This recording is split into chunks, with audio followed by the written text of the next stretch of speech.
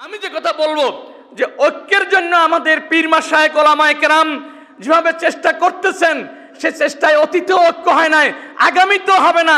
বরং ওই ঐক্যের জন্য দল যত ভারী হবে, কোন দল তত ভয়ঙ্কর রূপ নেবে। এখন কেবল তাবলিগে শহীদ হয়েছে, এরপর মসজিদে মসজিদে হত্যা চলবে।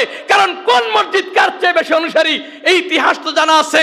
বোখারার ওই এক মসজিদের এক ফতোয়া দিয়ে পাগড়ির সামলা ডান পাশে না বাম পাশে এক ফতোয়া দিয়ে ৭২ জন ইমাম শহীদ হয়ে গেল। এ তো এই মসজিদে মসজিদে কোন্দল দিয়ে হলো।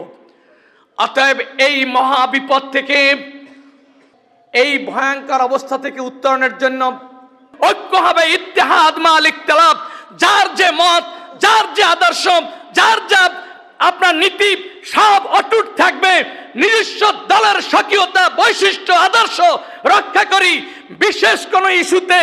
আর মুসলমানের জন্য আল্লাহ ইস্যু বলেছেন আনাকিমুদ্দিন, দিন প্রতিষ্ঠা ইস্যু। আবার আল্লাহ কথা বলেছেন কলেমার ইস্যুতে ঐক্য।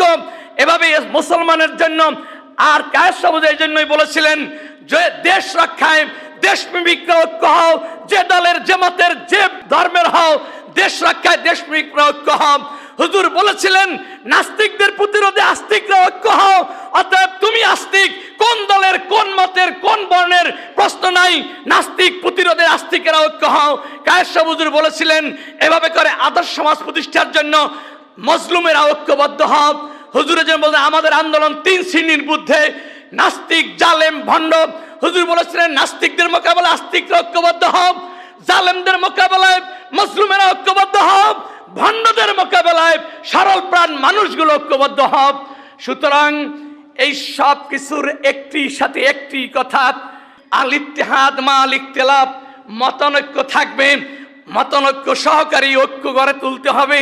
কারো কোনো আদর্শ, কারো কোনো বৈশিষ্ট্য, কারো কোনো স্বকীয়তা বিলীন করার প্রয়োজন নাই।